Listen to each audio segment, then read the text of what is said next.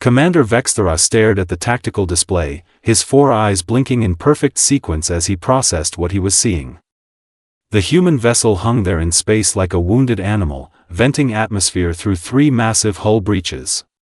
Its weapons systems were offline. Its shields had collapsed 47 minutes ago. By every metric known to the Hegemony's military doctrine, this ship should have transmitted surrender codes 30 minutes ago. Instead, it just sat there. Status report, Vex-Thara commanded, his voice carrying the authority of someone who had conquered 17 star systems without breaking a sweat. The human vessel remains non-responsive to our surrender demands, Commander, reported Sub-Admiral Clicks-9, his tentacles twitching nervously over the communication console. Their life support is failing. Hull integrity at 12%.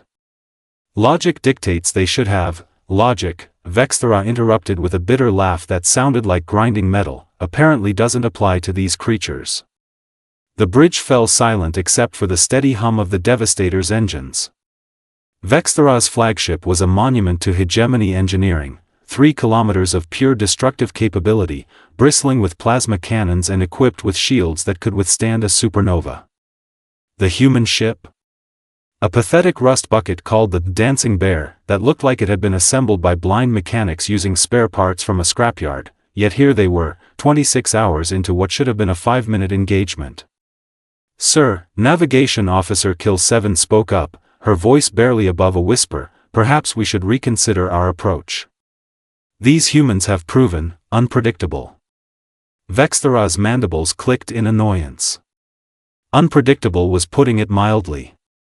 When the Hegemony had first encountered humanity 6 months ago, their analysis had been swift and decisive. Primitive technology? Check. Inferior firepower? Double check. Laughably weak biological forms that would crumble under proper military pressure? Triple check with a side of smugness. The first 3 human colonies had fallen exactly as predicted. Quick, clean, efficient. The humans had fought bravely, sure, but bravery meant nothing against superior technology. It was like watching children throw rocks at tanks. Then came the Battle of Meridian Station. Pull up the Meridian files, Vex-Thara ordered. The main screen flickered to life, displaying the tactical recording that had been keeping hegemony strategists awake for weeks. Meridian Station, a human mining outpost with exactly 0 military value, defended by a skeleton crew of 43 miners and 1 broken-down patrol ship. The Hegemony had sent a moderate force, 2 destroyers and a cruiser. Standard operating procedure for dealing with insignificant resistance. What followed defied every law of military engagement known to civilized species. The humans had turned their mining equipment into weapons. Fusion cutters became beam cannons. Asteroid processing plants became kinetic bombardment systems. They had somehow rigged their fusion reactor to explode in a controlled burst that took out one of the destroyers while leaving their own station intact, but that wasn't the worst part. The worst part was Captain Elena Vasquez. Computer, focus on Section 7 Alpha of the Meridian recording, Vex-Thara commanded. The screen zoomed in on a small human female, no taller than a hegemony adolescent, standing in what appeared to be the station's command center. She was surrounded by sparking consoles and emergency lighting, her dark hair matted with blood from a head wound. The station was literally falling apart around her, and she was laughing, not the desperate laughter of someone driven mad by hopelessness. Not the bitter laughter of someone accepting defeat. This was the laughter of someone who found the entire situation genuinely amusing. Hegemony vessels, her voice crackled through the recording, this is Captain Vasquez. You boys seem to have gotten yourselves into a bit of a pickle. Sub-Admiral Clicks-9's tentacles curled in disgust. The audacity of this creature, speaking to us as if we were the ones in trouble. On screen, explosions rocked the station around Vasquez.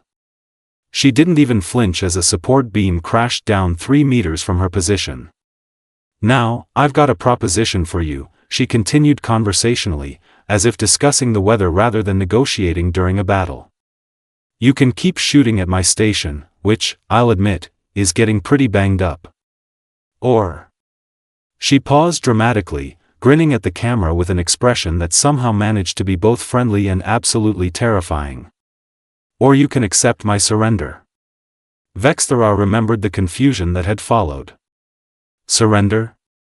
Finally, these humans were showing sense.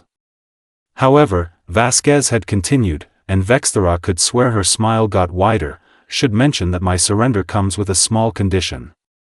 See, we've been doing some modifications to our reactor core. Creative engineering, you might say. And well. She shrugged apologetically. If you don't accept my terms within the next 3 minutes, this entire station is going to undergo what we humans call rapid unscheduled disassembly. The translation computers had struggled with that phrase for several seconds before settling on explosive decompression event of catastrophic proportions. Your terms, the Hegemony commander had asked, trying to maintain some semblance of dignity. Simple. You leave this system. Immediately. Don't come back. And in exchange, I won't turn this station into a miniature star. Vasquez had checked what appeared to be a primitive timepiece on her wrist. 2 minutes, 30 seconds. You're bluffing, the commander had declared.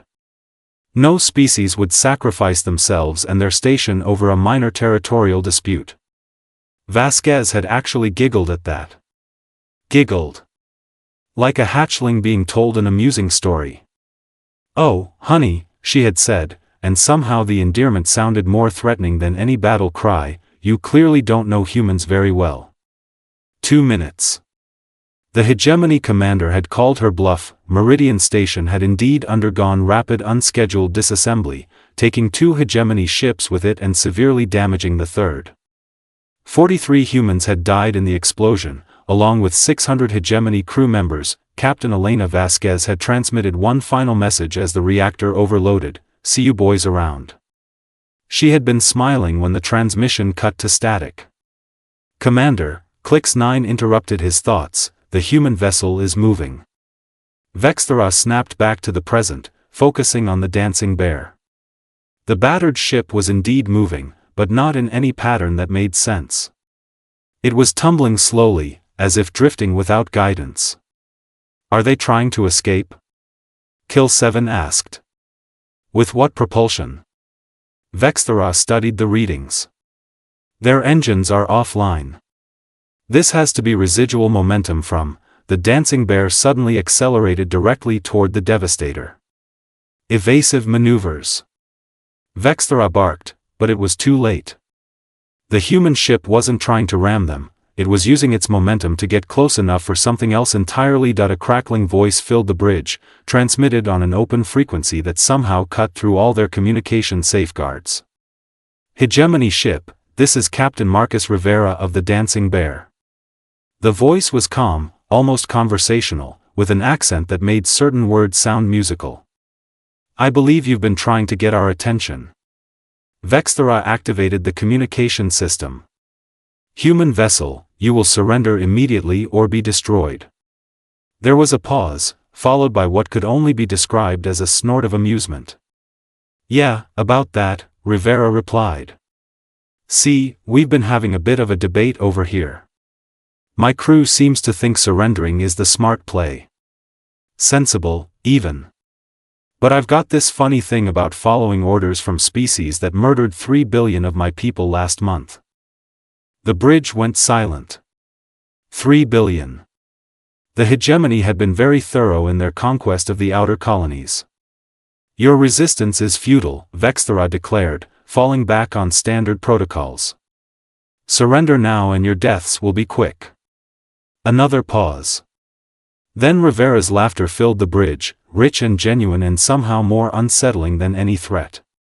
Deaths? Rivera repeated. Oh, Commander. I think you misunderstand the situation here. Enlighten me, Vex-Thara said dryly. Well, for starters, you're assuming we're the ones who are going to die. The dancing bear had drifted close enough now that Vex-Thara could see through its shattered viewports. Human figures moved inside, visible through the gaps in the hull. They should have been dead from decompression. They should have been unconscious from oxygen deprivation. Instead, they appeared to be working on something. Impossible, Clicks-9 whispered. How are they surviving without life support? Rivera's voice came through again, as if he had heard the question. Emergency suits, mag boots, and stubbornness. Plus, we've got about 12 minutes of air left, so we figured we'd better make them count. 12 minutes to do what? Vex-Thara demanded. Well, Rivera said thoughtfully, it takes about 8 minutes to manually overload a fusion core. 3 minutes to jury-rig a magnetic containment failure. And 1 minute to make sure you bastards can't escape the blast radius. The blood in Vex-Thara's veins turned to ice water. You're talking about a suicide run. Suicide? Rivera sounded genuinely puzzled. Commander, I think you need to check your definitions. Suicide is killing yourself for no reason. This is taking as many of you murderous sons of bitches with us as possible. We call it going out with style. Vex-Thara looked at his tactical display. The dancing bear was now less than 2 kilometers away, well within the lethal radius of a fusion explosion. At this range, even the Devastator's shields wouldn't be enough. You cannot be serious, he said. No rational species would, rational? Rivera interrupted, and his laughter turned sharp and cold. Oh, Commander. You killed our colonies. You slaughtered our families. You came to our space expecting us to roll over and die quietly. The laughter stopped abruptly. Did you really think we were going to be rational about it? Vex-Thara's claws dug into his command chair as he stared at the proximity alarms flashing across every screen. 2 kilometers and closing. The dancing bear continued its lazy tumble toward the Devastator, and with each passing second, Commander Rivera's casual tone became more terrifying than any battle cry. Full reverse engines. Vex-Thara ordered. Get us away from that ship. Sir, our engines are at maximum output, but their trajectory, they're matching our movements, reported Chief Engineer Blix-12, his voice cracking like old metal. It's as if they calculated our exact evasion patterns. Rivera's voice crackled through the comm again, sounding almost apologetic. Sorry about that, Commander. My navigator, Lieutenant Sarah Kim, she's got this weird talent for predicting ship movements. Used to drive her academy instructors crazy during war games. This is madness. Vex-Thara roared into the communicator. You'll kill everyone aboard both vessels. Well, yes, Rivera agreed cheerfully. That's rather the point. Though I should mention, you do have one option. Despite himself, Vex-Thara felt a flicker of hope. What option? You could surrender. The bridge fell silent except for the increasingly urgent beeping of proximity alarms. Vex-Thara's mandibles clicked rapidly, a nervous habit he had developed during his academy days and never quite shaken. Surrender, he repeated. We are the Hegemony. We do not surrender to inferior species. Inferior? Rivera's tone shifted, becoming conversational again. You know, that's interesting. Because from where I'm sitting, surrounded by the wreckage of my ship with 10 minutes of air left, I'm starting to think you might have the whole superior species thing backwards. Sub-Admiral Clicks-9 leaned closer to Vex-Thara. Commander, perhaps we should consider tactical withdrawal. This human appears to be genuinely unstable. Unstable? Rivera had somehow heard the whispered comment. Oh, that's rich coming from a species that thinks genocide is a reasonable foreign policy. But you're right about one thing, I am unstable. Comes from watching 3 billion of my people get turned into space dust. Vex-Thara pulled up the tactical display again. The dancing bear was now close enough that he could see individual humans moving through the breached sections of their ship. They were wearing primitive environment suits, working with tools that looked like they had been cobbled together from scrap metal, and they were singing. Computer, enhance audio from the human vessel, he ordered, the bridge speakers filled with a hauntingly beautiful melody, voices harmonizing despite the chaos around them. Vex-Thara recognized it as some kind of human ceremonial song, though the translation matrix struggled with the archaic language. What are they doing? Kill 7 whispered. They're singing their death song, Navigation Officer Ralph 5 said quietly. He was the ship's xenocultural specialist, tasked with understanding alien behaviors. It's a human tradition. They sing when they know they're going to die. How wonderfully primitive, Clicks 9 sneered, but his tentacles were trembling. 8 minutes, Rivera announced, his voice cutting through the singing. Just thought you should know, Commander. In case you wanted to make any last calls or anything. Vex-Thara activated a private channel to the Hegemony High Command. This is Commander Vex-Thara requesting immediate tactical consultation. We have a situation. The response came back within seconds. Explain situation. Human vessel on collision course with fusion overload imminent. They refuse to deviate or surrender. They appear to be. Vex-Thara struggled for the right words. They appear to be genuinely willing to die to destroy us. A long pause. Then, such behavior is illogical. Humans are supposedly rational creatures. That's what we thought, sir. Another pause. Recommendation, call their bluff. No species actually commits suicide for tactical advantage. Vex-Thara looked at the tactical display showing the wreckage of Meridian Station. Sir, with respect, they've done exactly that before. Impossible. Submit full report for analysis. The channel went dead. 7 minutes, Rivera announced. You know, Commander, I've been thinking about something. My grandmother used to tell me stories about Earth's old wars, back before we reached the stars. She said there was this saying, you can kill the revolutionary, but you can't kill the revolution. Your point? Vex-Thara asked, though he was beginning to suspect he didn't want to hear the answer. Well, here's the thing about humans, Commander. We're really, really good at holding grudges. And we're even better at teaching our children about those grudges. You killed 3 billion of us. That means roughly 40 billion humans now have a very personal reason to hate your species. The singing from the dancing bear grew louder, more voices joining the melody. 6 minutes, Rivera continued conversationally. Oh, and here's another fun fact, we've been broadcasting this entire conversation on every frequency we can access. Open transmission, maximum range. Every human ship, every human colony, every human listening post in 3 sectors just heard you refuse our surrender offer. Vex-Thara felt his blood chill. What are you saying?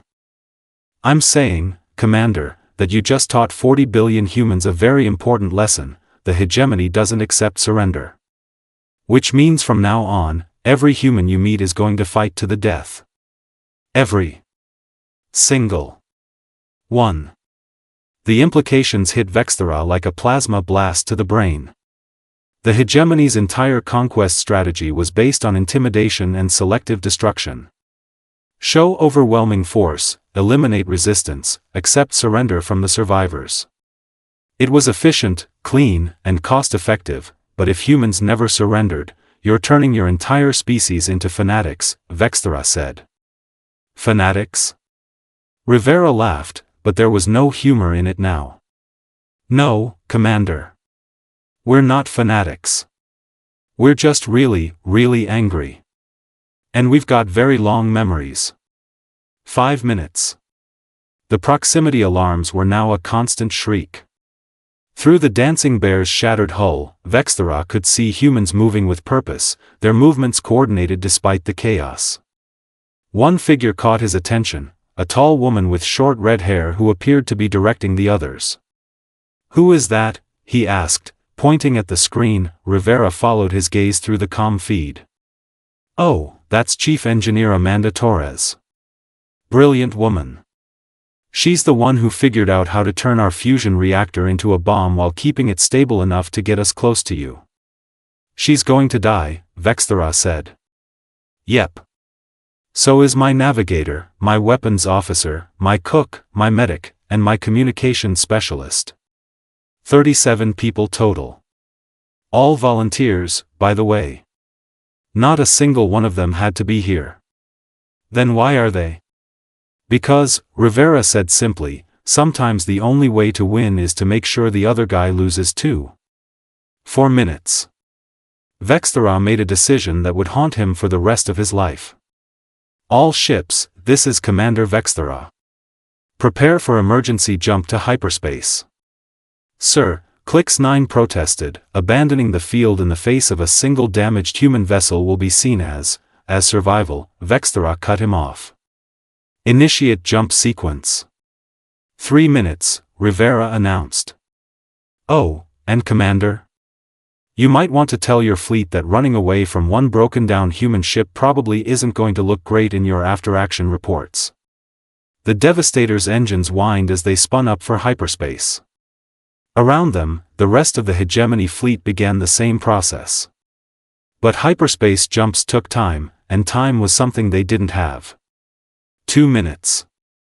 Through the viewport, Vex-Thara could see the dancing bear more clearly now.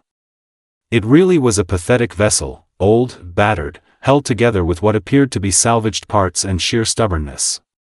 By every measure that mattered to military strategists, it should have been destroyed hours ago. Instead, it was about to claim one of the most powerful ships in the Hegemony fleet. You know what the worst part is, Commander? Rivera's voice had gone quiet, almost thoughtful. This isn't even revenge. This is just Tuesday. Just another day of humanity refusing to roll over and die quietly. 1 minute. The hyperspace engines reached critical charge. Around them, smaller Hegemony vessels began winking out of existence as they escaped to safety. But the Devastator was too close, too large, too slow. 30 seconds. Vex-Thara found himself staring at the human ship, at the tiny figures still visible through its broken hull. They had stopped singing. Instead, they seemed to be embracing each other, saying their goodbyes. Commander, Rivera said, and his voice was calm now, peaceful almost. I want you to remember something. Every time you look at a human ship, every time you see one of our colonies, every time you think about conquering human space, remember that we were willing to die just to take one of you with us. 15 seconds. And we'll do it again. Every single time. 10 seconds. The hyperspace jump engaged just as the Dancing Bear's fusion reactor reached critical mass. The last thing Vex-Thara saw before reality twisted around them was a brilliant flash of light, brighter than a star, expanding outward from where 37 humans had just turned themselves into a weapon. When the Devastator emerged from hyperspace 3 light-years away, Vex-Thara immediately called for a damage report. The ship had suffered minor hull stress from the emergency jump, but was otherwise intact. They had survived, somehow. That felt like losing. Sir, Communications Officer Zil-3 reported, his voice shaking, we're receiving messages from across the sector. Human ships, colonies, stations, they're all broadcasting the same thing. Put it through. The bridge speakers crackled to life with a chorus of human voices, hundreds of them, maybe thousands, all speaking in unison. This is humanity. We do not surrender. We do not yield. We do not forgive. Come for us if you want, but know this, we will make you pay for every meter of space, every world, every life. We are not your victims. We are your nightmare.